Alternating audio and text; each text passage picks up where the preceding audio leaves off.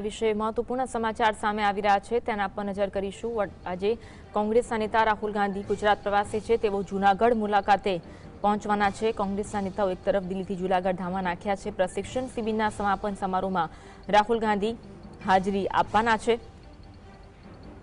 રાહુલ ગાંધી 12મી સપ્ટેમ્બરે પણ ગુજરાત જૂનાગઢ આવ્યા હતા। ગુજરાતમાં 30 વર્ષથી રાજકીય વનવાસ ભોગવી રહેલા કોંગ્રેસને બેઠી કરવા હવે રાહુલ ગાંધી મેદાને છે, જેના ભાગરૂપે જૂનાગઢની ભવનાથ તળેટીમાં શહેર જિલ્લા કોંગ્રેસ પ્રમુખની તાલીમ શિબિર ચાલી રહી છે। હવે ફરી એકવાર આજે તેઓ આ શિબિરમાં ભાગ લેવા આવશે। રાહુલ ગાંધીનું આજે સવારે 11 વાગે દિલ્હીથી રવાના થઈ બપોરે 1 વાગે કેશોદ એરપોર્ટ પર આગમન થશે। કેશોદ એરપોર્ટથી બાય રોડ જૂનાગઢ પહોંચશે। બપોરે 2 વાગે ભવનાથ તળેટીમાં આવેલા પ્રેરણાધામ ખાતે પ્રશિક્ષણ શિબિર સ્થળ પર પહોંચશે। સાંજે 6 વાગ્યા સુધી રાહુલ ગાંધી પ્રશિક્ષણ શિબિરમાં ઉપસ્થિત રહેશે। 12 સપ્ટેમ્બરે રાહુલ ગાંધી 41 શહેર અને જિલ્લા પ્રમુખોના 4 કલાક નેતાઓના ક્લાસ લીધા હતા। વધુ એક વખત તેઓ આ શિબિરમાં હાજરી આપવા માટે આવી રહ્યા છે।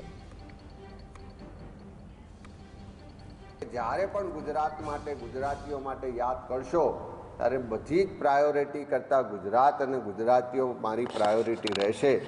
એ એમની જે કટિબદ્ધતા છે, જે સંગઠનને મજબૂત કરવા માટેની કટિબદ્ધતા છે, ગુજરાત માટેની કટિબદ્ધતા છે, મિશન 2027 માટેનો જે સંકલ્પ છે, એને લઈને રાહુલજી આ 10 દિવસની અંદર બીજી વખત જૂનાગઢ ખાતે પ્રશિક્ષણ શિબિરમાં આવી રહ્યા છે।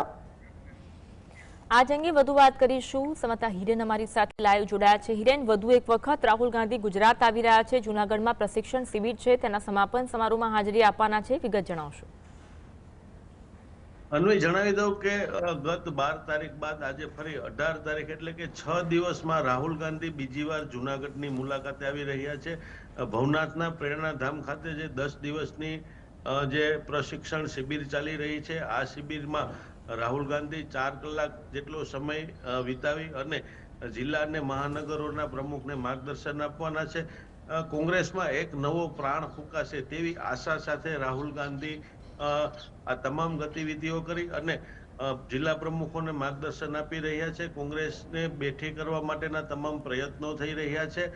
કોંગ્રેસમાં પણ એક નવો જોમ ને જુસ્સો જોવા મળી રહ્યો છે, કેમ કે એક 10 દિવસની શિબિરમાં 2 વાર રાહુલ ગાંધી આવે તે કોંગ્રેસ માટે ખૂબ મોટી વાત માનવામાં આવી રહી છે। કોંગ્રેસના આગેવાનો કહે છે કે રાહુલ ગાંધીની મુલાકાતથી કોંગ્રેસમાં અનેક નવી શક્તિઓ મળી રહી છે, નવી પ્રેરણાઓ મળી રહી છે અને રાહુલ ગાંધીએ જે સંસદમાં ચેલેન્જ કરી હતી કે આગામી 2027ની ચૂંટણીમાં ગુજરાત અમે લઈ લેશું, તેના ભાગરૂપેની આ તમામ ગતિવિધિઓ ચાલી રહી છે અને તેમાં સફળતા મળશે તેવો કોંગ્રેસ દ્વારા હાલ દાવો કરવામાં આવી રહ્યો છે।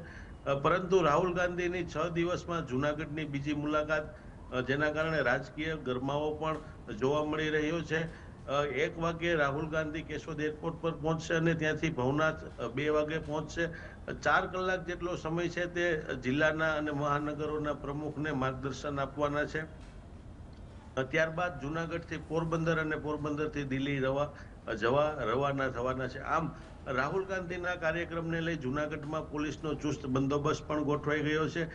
કેશોદથી રવાના થઈ અને જૂનાગઢ પહોંચે ત્યારે વંથલી ખાતે રાહુલ ગાંધીનો સ્વાગત કાર્યક્રમ છે અને તેવી જ રીતે જૂનાગઢના કાળવા ચોકમાં પણ સ્વાગત કરવામાં આવશે। ત્યારબાદ સીધા રાહુલ ગાંધી છે તે પ્રેરણાધામ પ્રશિક્ષણ શિબિરમાં પહોંચવાના છે। જી, ગુજરાત કોંગ્રેસ માટે રાહુલ ગાંધીનું આગમન અને પ્રશિક્ષણ શિબિર કેટલી મહત્વપૂર્ણ છે? મિશન 2027ને ધ્યાને લઈ અને આ તમામ કાર્યક્રમો છે તે કરવામાં આવી રહ્યા છે। રાહુલ ગાંધી જ્યારે 12 તારીખે જૂનાગઢમાં પ્રશિક્ષણ શિબિરમાં હાજર રહ્યા હતા ત્યારે જ તેણે કહ્યું હતું કે હું ફરી 18 તારીખે આવીશ અને 18 તારીખે આવશે તેવી વાત જે દોહરાવી હતી, તેને લઈને જ આજે આવી રહ્યા છે। એટલે કહી શકાય કે કોંગ્રેસને એક નવો જોમ અને જુસ્સો મળી રહ્યો છે। કોંગ્રેસના કાર્યકરો છે તેનામાં એક નવી ઉર્જા પણ આવી રહી છે। કોંગ્રેસનું રાષ્ટ્રીય નેતૃત્વ અને ગુજરાતનું નેતૃત્વ પણ હાલ રાહુલ ગાંધીના આગમનની તૈયારીમાં જોડાઈ ગયું છે। જી, આભાર હિરેન, જોડાવા માટે અને માહિતી આપવા માટે।